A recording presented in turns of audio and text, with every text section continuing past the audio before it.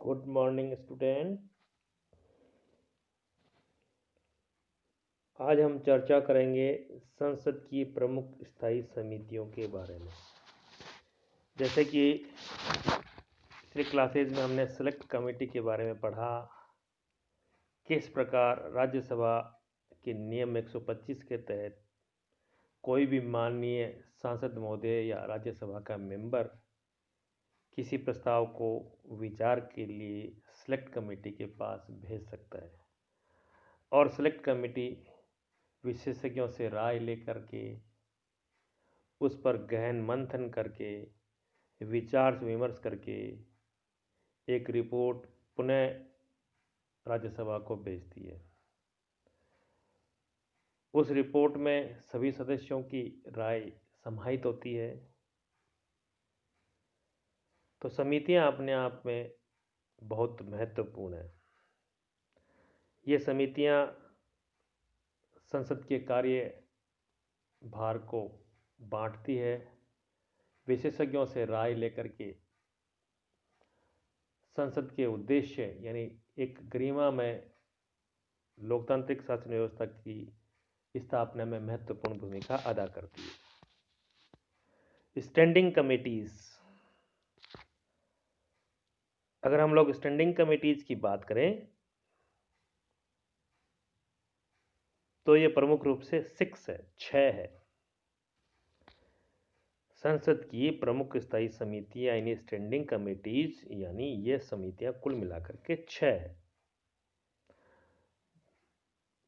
सबसे पहली है याचिका समिति, यानी निश्चित रूप से जैसा उसका नाम है, ये निवेदन पर इसका गठन किया जाता है। इसकी डिटेल में हम चर्चा अगले क्लास में या अगले वीडियो में करेंगे। दूसरी है पब्लिक अकाउंट्स कमेटी यानी लोक लेखा समिति। जैसा कि इसका नाम है, यह आय व्यय से संबंधित, धन से संबंधित मामलों में अपने राय देती है, अपने प्रस्ताव रखती है, अपने विचार रखती है जो कि इसको विषय दिए जाते हैं। एस्टिमेट यानी प्राकलन समिति, अनुमान समिति, विशेषाधिकार समिति, एक समिति होती है सरकारी आश्वासन समिति, the committee on government assurance, और एक होती है जैसे हमारे क्लास में हम एब्सेंट और प्रेजेंट की बात करते हैं वैसे the committee on absence of members from sitting of the house, सदन में अनुपस्थित रहने वाले सदस्यों संबंधी समिति। तो इसका मतलब ये हुआ कि न हम केवल स्टूडेंट्स की उपस्थिति और अनुपस्थिति की नहीं बात करते, बल्कि संसदों को भी हम यहाँ स्टूडेंट की तरह ये समिति देखती है। द कमेटी ऑन पिटिशंस, इस समिति में कम से कम 15 सदस्य होते हैं।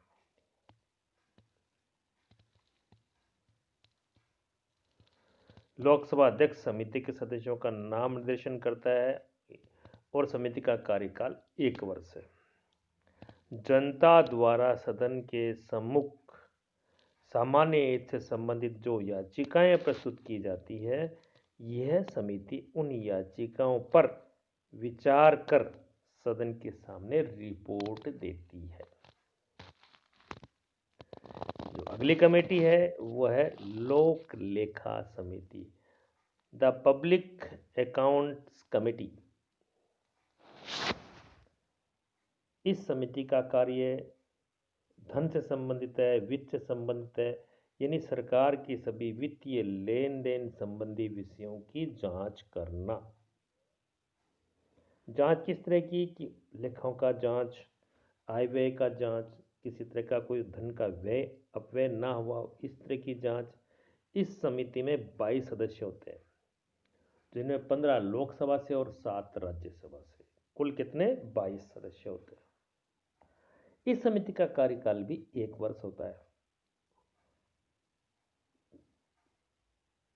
कोई भी मंत्री इस समिति का सदस्य नहीं होता है और यह समिति बहुत महत्वपूर्ण है क्योंकि इस समिति की सिफारिशों जो है वो वित्तीय प्रशासन को मजबूत करती है और हमारी आय को यानी हमारे धन का ठीक ढंग से विकास में योगदान करने में मदद करती है। तो लोक लेखा समिति धन के अपव्यय को रोकती है, सरकार को धन के व्यय करने का सही मार्गदर्शन करती है और खास करके इस समिति का कार्य प्रभावित ना हो इसलिए किसी भी मंत्री को इस समिति में नहीं रखा जाता है, जो कि सबसे महत्वपूर्ण बात है। प्राक्कलन यानी एस्टिमेट कमेटी, प्राक्कलन समिति। प्राक्कलन समिति का कार्य क्या है?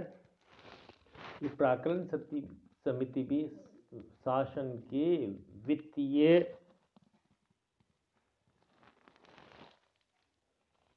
तथ्यों पर या वित्तीय प्रसंगों पर या वित्तीय कार्यों पर नियंत्रण करती है। इस समिति का कार्य विभिन्न विभाग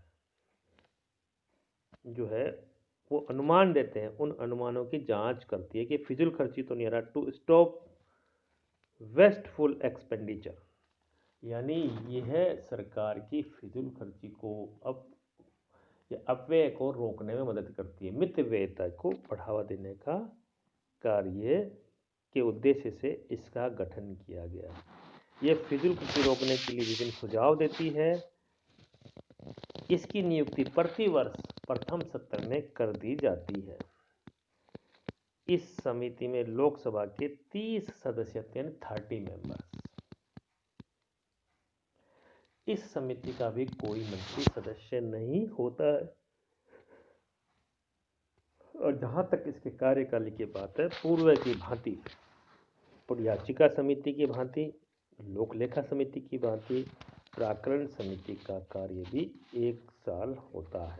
लेकिन जहां लोक लेखा समिति में 22 सदस्य होते हैं और याचिका समिति में केवल 15 सदस्य होते हैं, उस हिसाब से प्राक्कलन समिति कहीं बड़ी है। यह अपने आप में याचिका समिति से संख्या में दुगनी होती है, यानी इसमें 30 सदस्य होते हैं, जबकि प्राक्कलन याचिका समिति में केवल और केवल 15 सदस्य होते हैं। अगली जो समिति आती है विशेषाधिकार समिति।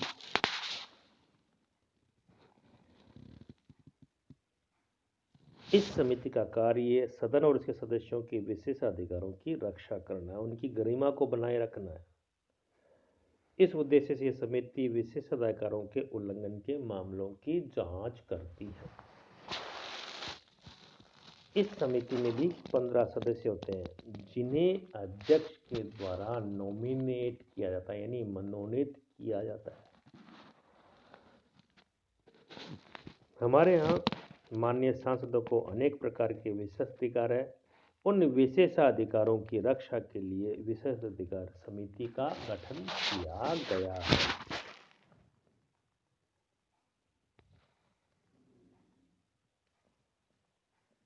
अगली समिति आती है सरकारी आश्वासन समिति।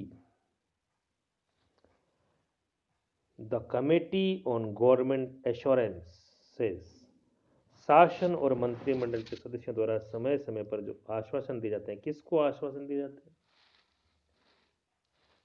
निश्चित रूप से नागरिक यहाँ होंगे। इन आश्वासन को किस सीमा तक पूरा किया जाता है, ये समिति इस बात की जांच करती है और इस समिति का कार्य सदन की प्रक्रिया तथा उसके कार्य संचालन पर भी नियमों पर विचार करना तथा आवश्यकता अनुसार उनमें संशोधन करना या संशोधन करने की सिफारिशों को देने का कार्य किया जाता है।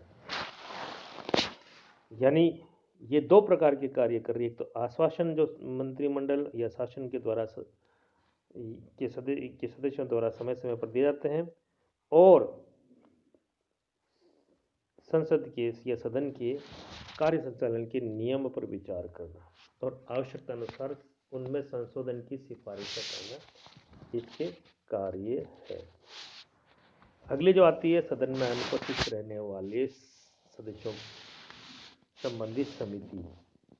यह यदि कोई सदस्य सदन की बैठक में 60 या उससे अधिक दिन तक, यानी 2 माह या उससे अधिक दिन तक सदन की अनुमति के बिना अनुपस्थित है, जैसे स्कूल में नाम काट दिया था 15 दिनों बाद, इनको 60 दिन की तो पूर्व में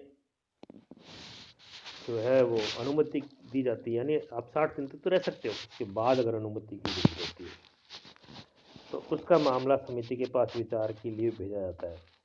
समिति को यह अधिकार है कि संबंधित सदस्य की सदस्यता को समाप्त कर दे। शायद ही कोई इंडिया में अब तक ऐसा कोई सदस्य हुआ है, अथवा अनुपस्थिति माफ कर दे। इस समिति के 15 सदस्य होते हैं, जिन्हें अध्यक्ष 1 वर्ष के लिए मनोनीत करता है, यानी ये सदस्य माननीय सांसदों की हाजिरी की जांच करते हैं।